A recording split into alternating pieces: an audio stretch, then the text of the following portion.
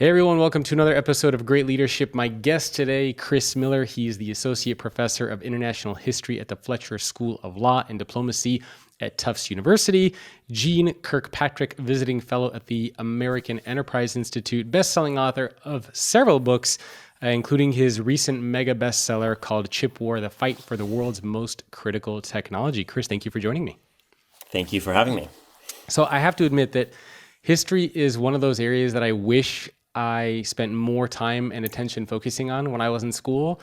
And it's something that I neglected. I was like, I'll focus on math and science. I don't need history. And now it's like one of my big regrets, to the point where I'm actually buying history books and trying to learn all the things that I wasn't paying attention to earlier.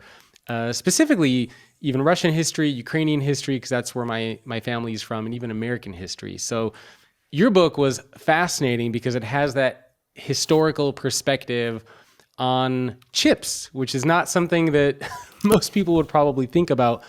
Why'd you focus on chips?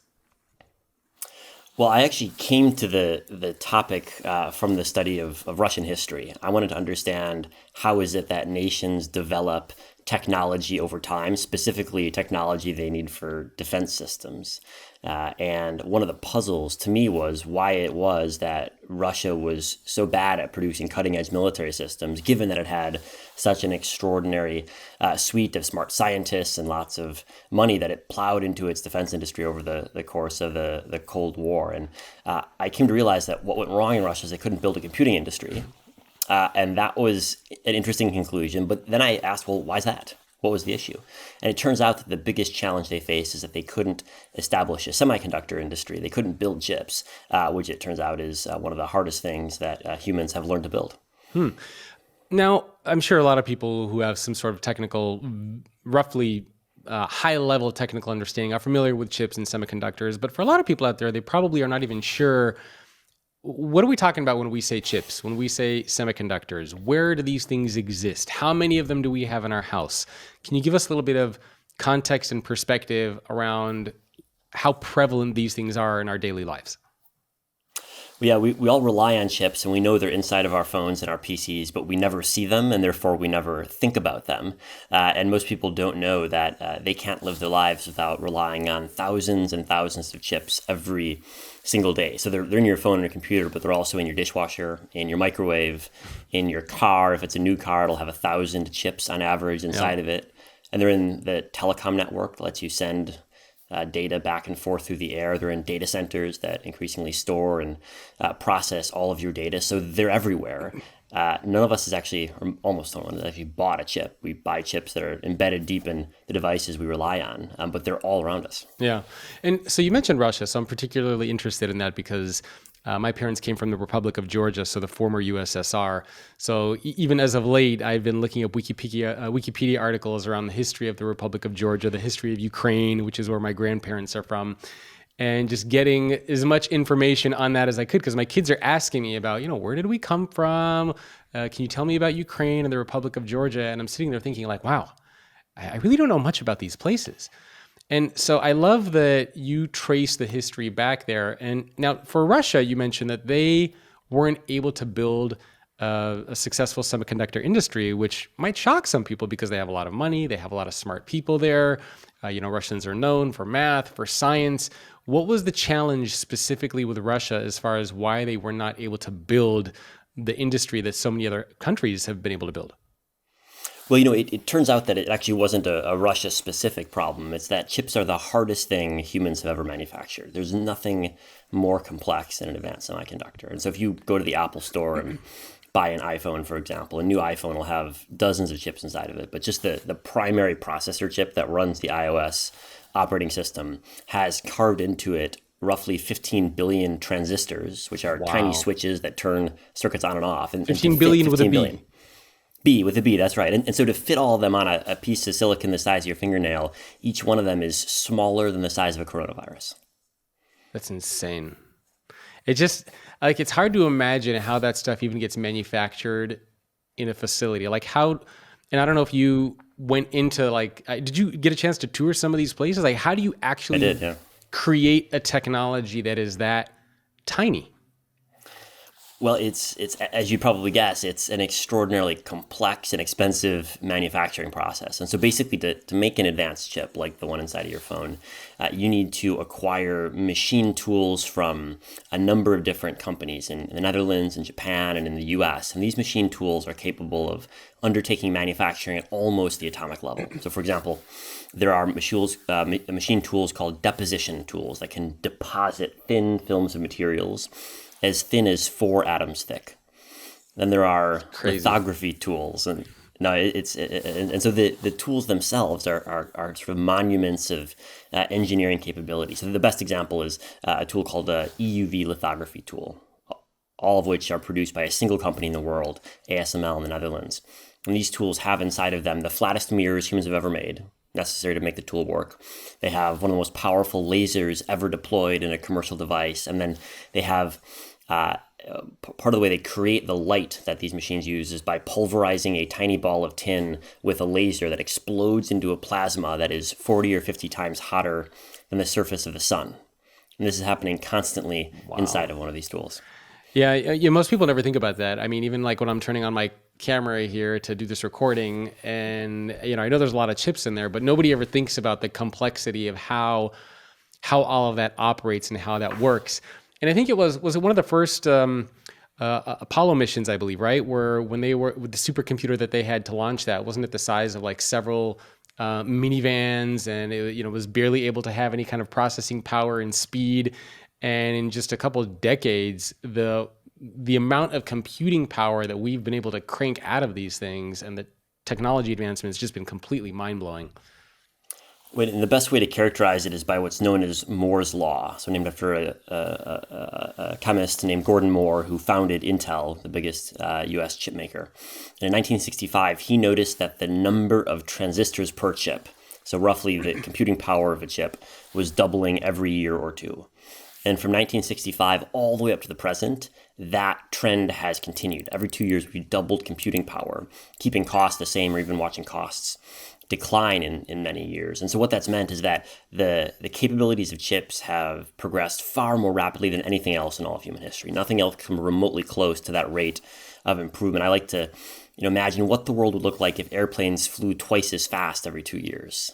I calculated this, they'd be flying at 6 times the speed of light. Physically impossible, but the chip industry's done it.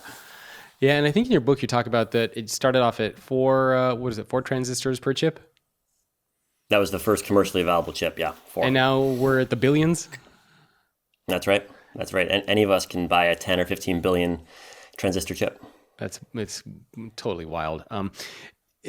So before we talk a little bit more about that, because I had a couple follow-up questions on that, I wanted to get back to Russia and some of these other countries which had, or maybe were not able to create the semiconductor industry that some other parts of the world were. What was it that was keeping them back? Was it leadership? Was it technology? Was it policy? Maybe a mix of all three?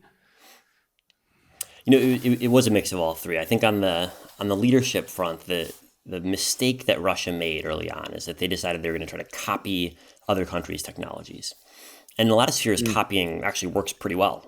If technology changes slowly, copying can get you something that's pretty close to cutting edge. So nuclear weapons, the Russians had spies in Los Alamos that copied U.S. nuclear weapons designs and more or less replicated them. And that was a pretty good strategy. They had nuclear weapons at the end of it. But in other technologies where the rate of change is rapid, copying doesn't work, because by the time you've figured out how to copy, begun deploying it in your systems, you're far behind, because the progress is moving too fast. And in the chip industry, which moves faster than everything else because of the exponential rate of Moore's Law, copying was just a bad strategy from day one. And so the Soviet leadership didn't realize it. They didn't understand the Moore's Law dynamic, and they decided to copy, and it proved a horrible error. I think one of the examples that you talked about was, for example, in the Ukraine war, of why so many people thought Russia was just going to obliterate Ukraine. And I think this was an interview that you did October of last year, and you were alluding to the fact that because the United States was giving some of their powerful weapons and defense systems to Ukraine that were equipped with these far superior chips and pieces of technology, we were able to hit targets more accurately. We were able to just do things more efficiently and better than the Russians were, even though they have far more tanks and far more weapons. So it's so fascinating that it's the quality, not the quantity, which is what makes all the difference. Whereas if you were to go back several decades, what won a lot of wars usually was quantity. It was who had the most men. It was who had the most number of tanks. And now it's really that power of the computing chip it's just wild. Yeah, I think the best way to characterize this is looking at aerial bombing. So when planes drop bombs, how often do they hit their target? In World War II, the best estimates are that roughly half of bombs dropped by U.S. planes over Germany fell within 1,000 feet of their target. Jeez. Which means that half of them missed by over 1,000 feet, if not more. Whereas today, we assume that a weapon is going to hit its target, a Tomahawk missile, for example, or a laser-guided bomb. And if they miss, then it's a surprise. Then we do an investigation as to what went wrong. And that illustrates the way in which weaponry has been transformed by computing. But, I think if you think about the ramifications of that in the Russia-Ukraine war, it's not just that you can guide a weapon to its target, because you've got to also know where is the target. Yeah. And that's what I think people often miss, is that it's not just the computing and the sensing in weapon systems. It's also in the satellites, in the electronic and signals intelligence monitoring systems. And now we're beginning to apply AI. So you can have computers look at satellite pictures and say, what's a truck and what's a tank? And that all requires even more processing power and therefore even more advanced semiconductors. Hey, sorry to interrupt, but do you want to hear something really crazy? 96% of the people who watch these videos are not subscribed to the channel. If you want to get access to more content just like this on leadership and the future of work, make sure to hit that subscribe button so you can get notified when new videos are released. Yeah, I think, so I play a lot of chess, and it's the whole analogy of why falling behind means you get left behind, and the whole first mover advantage and speed. In a game of chess, for example, if you make a move and your opponent keeps copying you, so for example, you move your knight in a position and your opponent does the exact same moves that you do, what ends up happening is the person who moves first is ultimately the one who's going to get checkmate. And so you can't just keep copying your opponent in a game of chess because you're always going to lose. And it seems like this is now becoming very true in the technology space, whereas before, it was okay to let somebody else do something and you can kind of wait a little bit, copy. But today things are moving so quickly that if you do fall behind, you're just going to keep losing.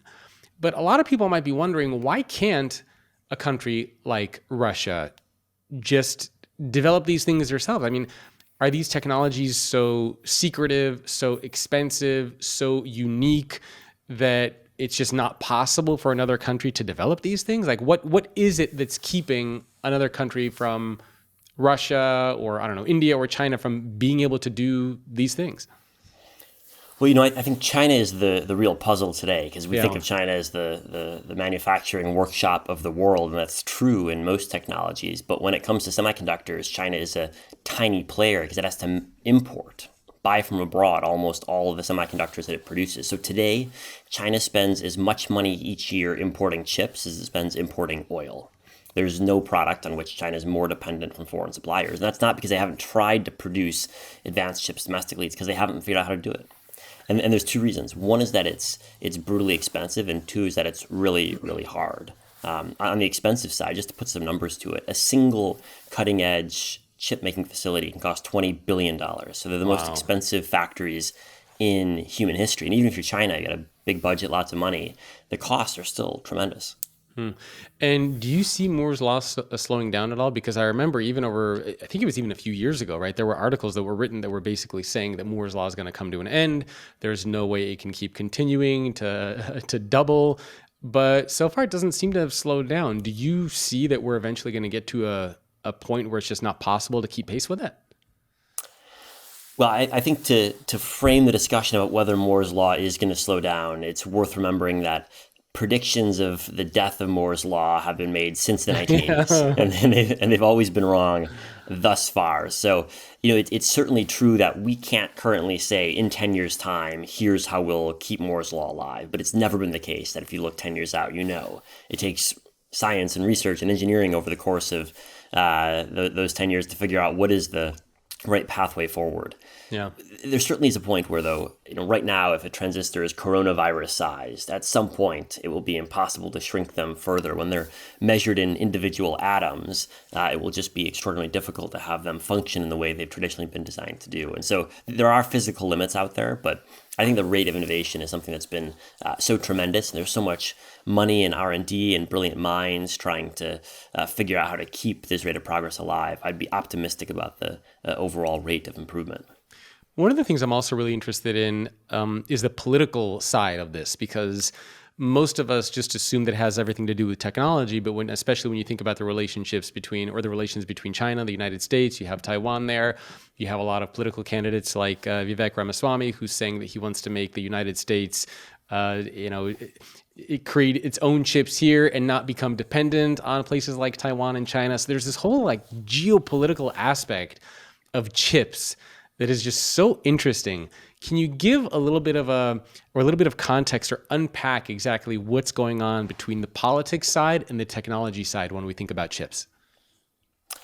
Well, I think the central political issue is this, that across the world, 90% of the most advanced chips, the chips in your phone, chips in most people's computers, the chips in the telecom network, the chips in the data centers that process and remember all of your data, the chips that are used to train AI systems, 90% of them are produced by one company on one island in Taiwan. So there's extraordinary concentration, far more concentration than, for example, we have in the oil market, which we're used to thinking about as being a highly politicized market. And as risk around Taiwan grows, as China continues to threaten it, build up its military power, people are asking, how secure is our supply of chips given the growing Chinese military threat?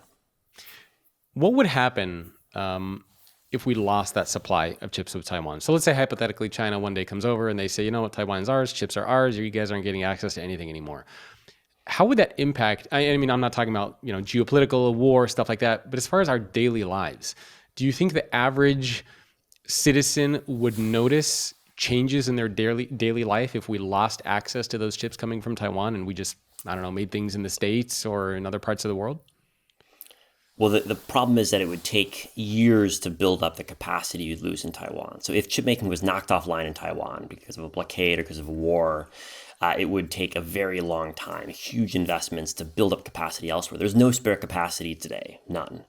And it takes years to bring new facilities online. And you've got a ton of expertise in Taiwan as well right now. Are you assuming that move somewhere else? Maybe, but I'm not sure how confident we are in that assumption. And in the interim, between when you lost access to Taiwan and you built it up elsewhere, the cost would be catastrophically large. It's not just that you'd struggle to produce a single smartphone anywhere in the world. And I think you would struggle to produce a single smartphone. It's that you'd struggle to produce computers, data centers, telecoms networks, but then also dishwashers, microwaves, coffee makers, cars, because everything today with an on-off switch has at least one and often dozens or hundreds of chips inside, and there's no spare capacity. We all rely on Taiwan.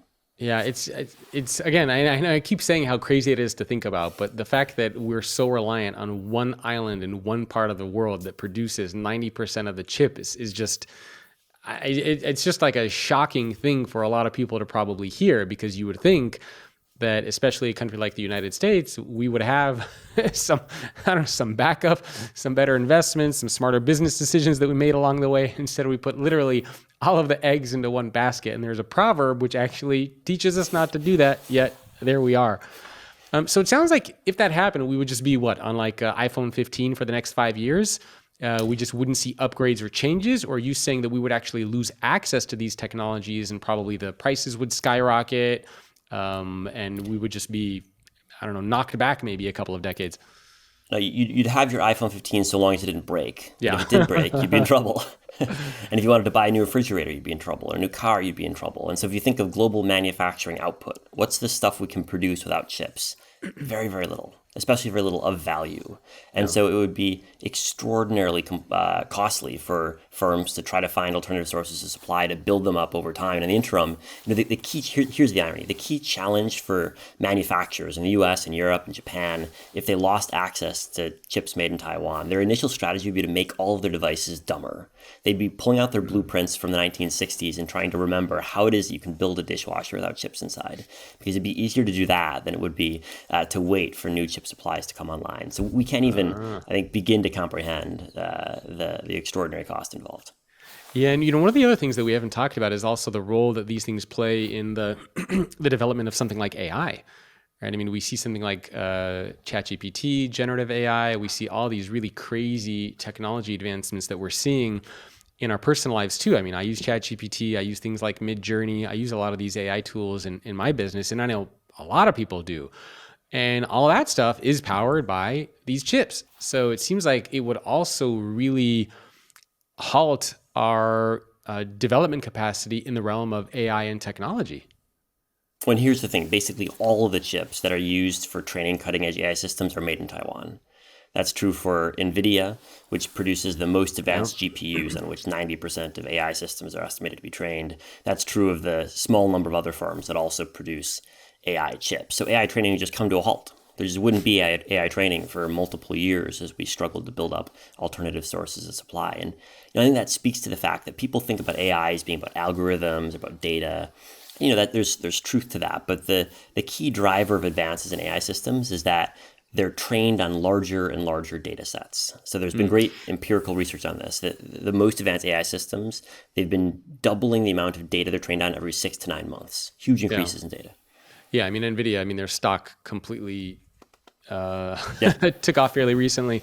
And I that's can't right. remember what the exact number was, but I think they were saying that the first version of ChatGPT was basically trained on maybe like 1 million or a couple million pieces of data. Then the next version was maybe like 10 or 100 million. And then the most recent version of ChatGPT, what was it, like billions, tens of billions of pieces of data and information? And obviously that wouldn't have been possible if they didn't have access to those latest NVIDIA chips, which meant NVIDIA had to get access to those latest transistors and chips from Taiwan. So That's exactly right. yeah, That's it's like a exactly right.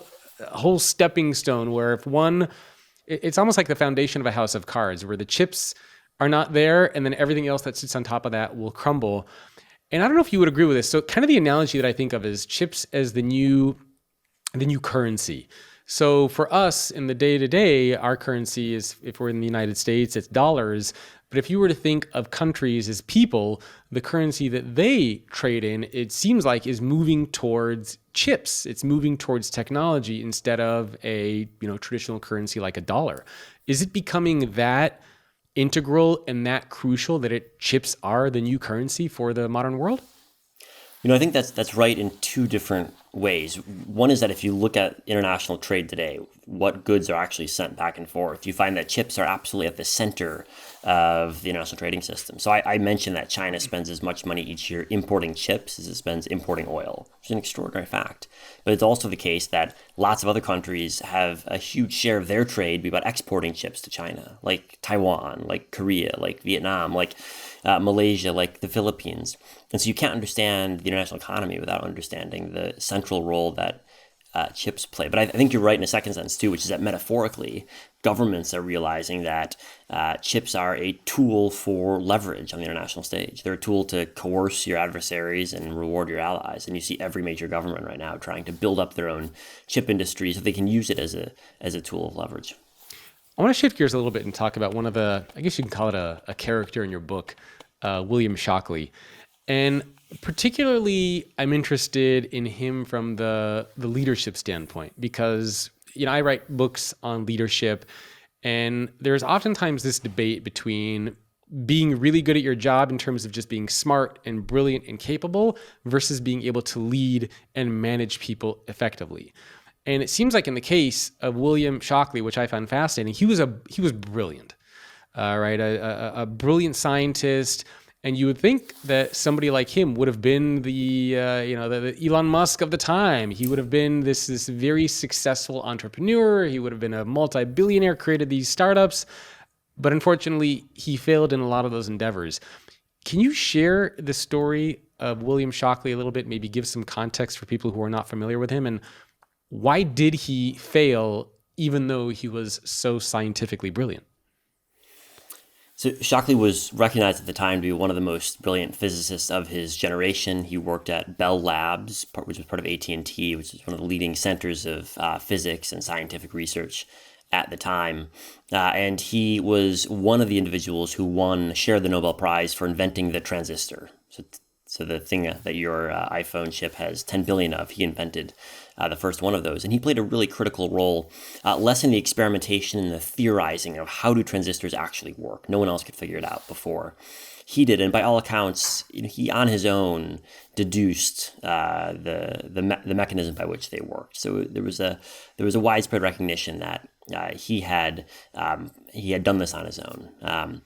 And so he thought that, sort of like Elon Musk, he would take this new scientific idea and parlay it into a billion-dollar company. He told his friends he wanted to see his name not only in academic journals, but also in the Wall Street Journal. And he set up a small company, a startup, in Palo Alto, California, which at the time was just a sleepy village, but his mother lived there. So that's why he chose to move there, and hired a bunch of very smart young physicists out of universities like MIT. And he was a horrific manager and a horrific business leader. He treated his employees terribly. They all immediately started looking for other jobs. But what was worse than that, actually, is that he never had a sense for business. He had a brilliant mind for science, but had no clue how to devise a product, to win customers, and to bring it to market. And so his employees very rapidly fled his firm and set up their own shop called Fairchild Semiconductor, which would go on to really build the U.S. chip industry. And he himself, his company went bankrupt, and he returned to academic life for the rest of his career. The topic of vulnerability is front and center inside of a lot of organizations today. But should you actually be vulnerable at work? In my brand new book, Leading with Vulnerability, I actually say that you should not be vulnerable at work, but instead you should lead with vulnerability. The difference? Vulnerability is about exposing a gap, whereas leading with vulnerability is about exposing a gap that you have and then demonstrating what you are trying to do to close that gap. To figure out how to make all of this happen, I interviewed over 100 CEOs and surveyed 14,000 employees around the world, and I put all of that into my brand new book, which just came out. You can learn more by heading over to leadwithvulnerability.com. Again, that is leadwithvulnerability.com. Wow. So his employees actually went and became successful and created Fairchild while he went back to academic life. And so when you say treated employees poorly, what are we talking about? Are we talking about like Jack Welch style, just yelling at you and screaming at you and making you work hard? What exactly do you mean when you say treated employees poorly? Yeah, he was seen by everyone he worked with to be a misanthropic character, someone who was in it for himself and enjoyed in some ways even watching other people get beaten down. But I think had he been an inspiring leader who had a product that he could have brought to market, that might have been okay. People might have tolerated an obnoxious manager had there been a pathway to build something. But his employees realized that he was a smart physicist, but they were actually better business people. And so the reason that they all so rapidly banded together, 8 of them, called the Traitorous Eight, is what they're known in Silicon Valley history. The reason why they all were able to agree so rapidly is because they all saw there was a product there that could be sold. It's just that Shockley had no clue what it was. Yeah. And so they very quickly abandoned him after just a couple of years, months in the case of some of them, and set up their own company that would go on to transform the U.S. tech sector. Do you see any parallels between somebody like Shockley versus an Elon Musk or a Mark Zuckerberg or Sergey Brin or any of the modern day, tech titans that we see? Well, I think there probably are some parallels in terms of their management styles in some cases, but there's a glaring difference, which is that all of the names that you mentioned are people who have built viable businesses. Yeah. And Shockley could never understand what it took to conceptualize a product, to understand how it would fit in a market, and then bring it to customers, which is why he's developed almost no products and sold almost nothing to customers. It's crazy to think that he had such an impact on the world, yet he basically just ended up going back to academic life. And probably if it weren't for books like yours or stories or podcasts that talk about him, a lot of people would have no idea who he is or the impact that he had and the legacy that he left on the tech world. So when you think about the chip war, I mean, obviously, the book came out. What was the date of the actual book? Last October. Yeah, last October. That's right. So it's been almost a year. And even in that year, so much has changed. Where do you foresee this going? I mean, when you think about the chip war, I'm assuming you probably played out maybe a couple of different scenarios. What could some of those potential scenarios and outcomes actually look like? Well, I think there are three key trends we see right now. One is that every major government is pouring billions of dollars into its chip industry. The US is doing that via the CHIPS Act. The European Union has an EU CHIPS Act. Japan is spending large sums of money. China is spending as much money as everyone else What's the CHIPS combined. Act, by the way, for people not familiar with it? So the CHIPS Act is a program to subsidize chip making in the U.S. So the concern is that there's not enough chips made in the U.S. We discussed the China-Taiwan challenges, and so the U.S. government is going to be helping to pay for the cost of chip making facilities to get companies to build more of them in the U.S. And so every government's doing this.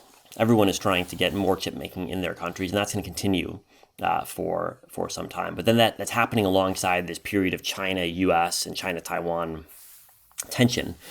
Excuse me. This China-U.S. and China-Taiwan tension.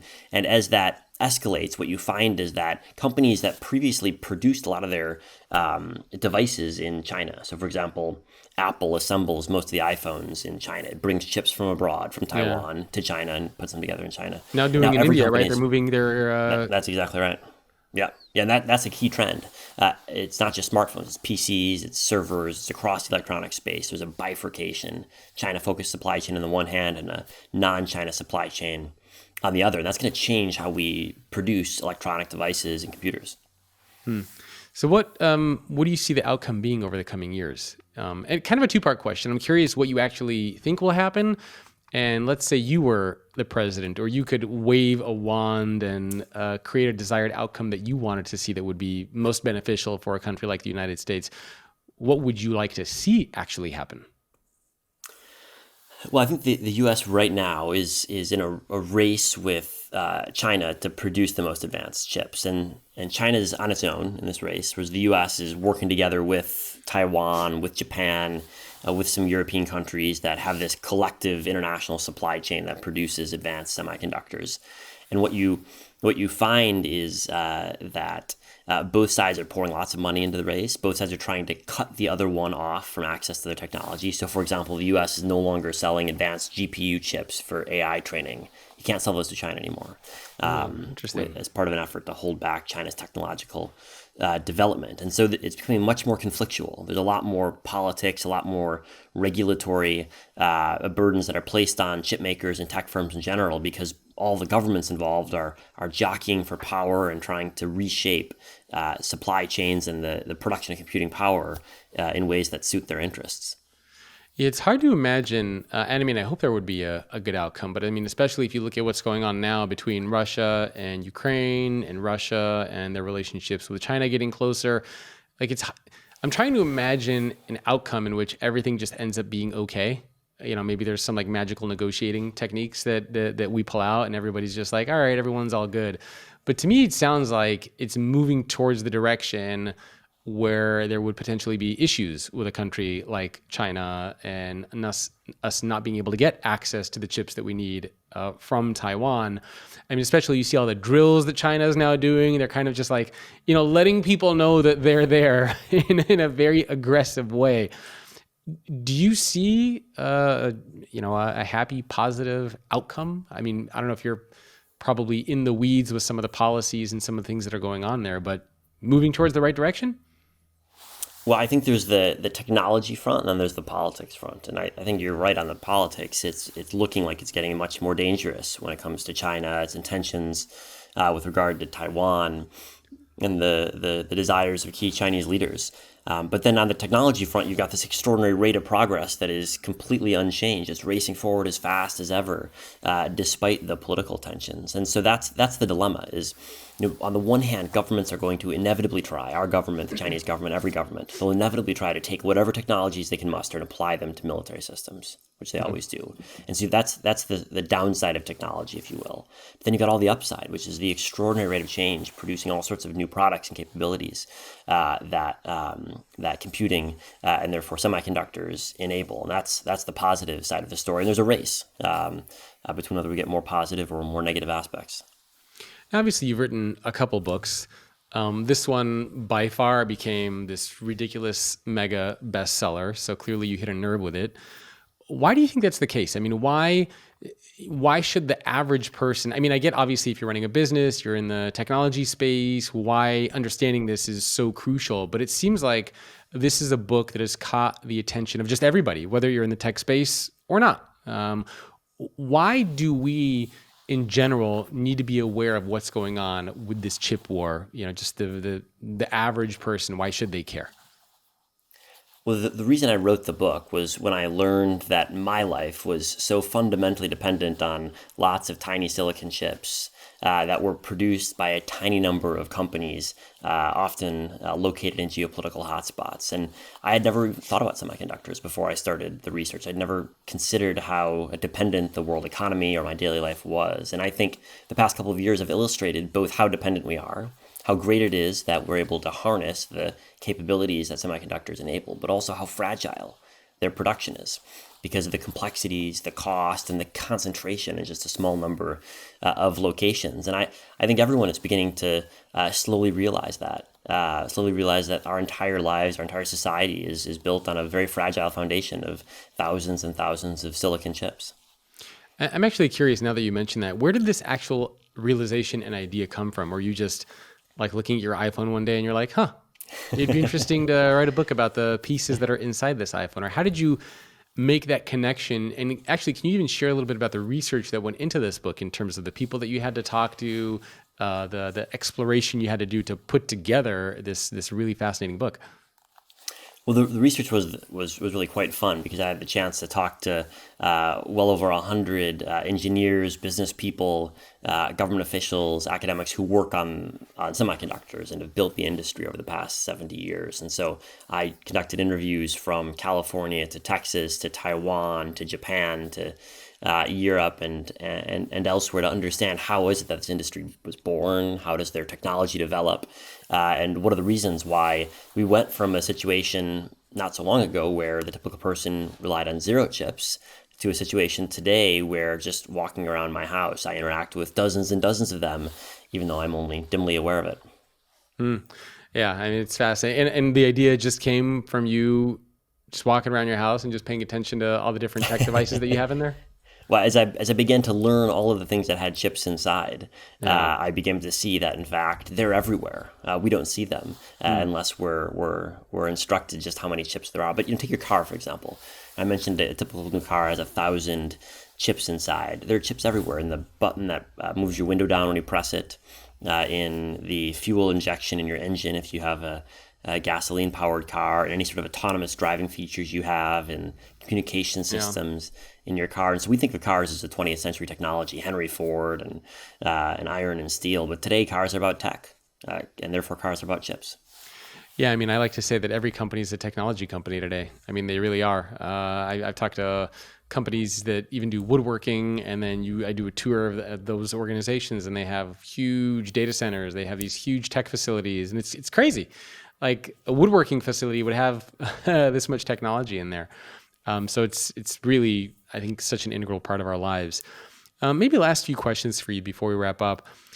One of them is just in general. Obviously, you've studied a lot of history, not just in terms of chips, but it's obviously international history has been a big thing that you focused on for the majority of your life. When you look at some crucial leadership lessons that you can pull out from history, are there any in particular that really stand out to you that you think we can apply in today's modern business world? Well, what really struck me about the chip industry is I was expecting advances in semiconductors to be driven by scientists, first and foremost. Shockley's a good example. And that's sort of true, but actually that's not the important part. The important part are the people who can connect scientific advances with business models that are viable. Because ultimately you need viable businesses to scale. And scaling is what's made this all possible. It's what's enabled us to produce chips cheap enough and sophisticated enough to put in all sorts of devices. And so I became much more impressed with the people who had a very strong technical background, but were really talented at identifying products that could be in everyone's pocket or could be in everyone's home before anyone else in the world had ever thought of it. And I think that is the real rare skill, is the ability to connect technological changes with products that most people don't yet even realize might exist. So, I mean, for, let's say, modern day leaders, you're not in the tech space. It seems like a critical aspect of that is what? Storytelling, empathy, kind of some of these human aspects that are so important in the leadership world.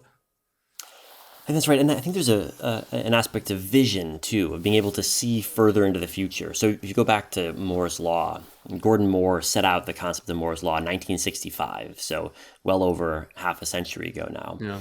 And in it, he did it in a 4-page article. And in that article, he predicted in 1965 personal portable communications devices, i.e. smartphones.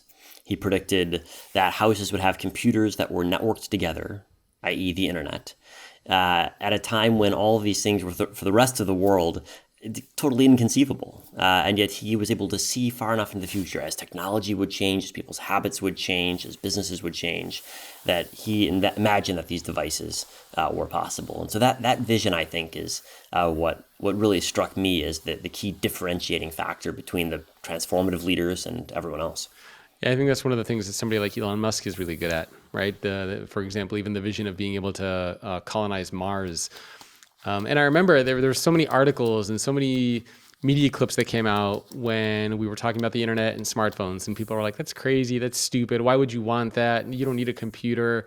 And now look at the world that we're in now. So I actually want to go find that article. You said it was a 4-page article that came out in 1965. That's right. I never read it. I'm gonna actually Google that after this and try to. It's a good read. I recommend. Yeah, I want to find and read that article. And maybe one more question for you.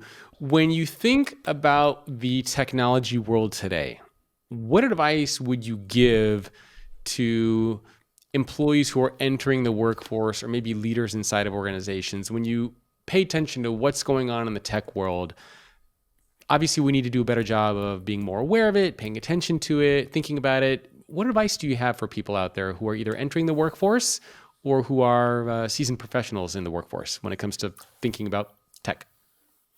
Well, I think the big error that we've all made about tech over the past couple of decades is that when we hear the word tech, we think of software, we think of social media, we think of search engines, rather than the hardware on which all tech is based. And that's a mistake, both because today there are extraordinary businesses like NVIDIA, which is worth more than many quote unquote big tech firms today, that produce the extraordinary hardware on which all the rest of the tech sector requires, but also because we need rapid advances in hardware to make the rest of it possible.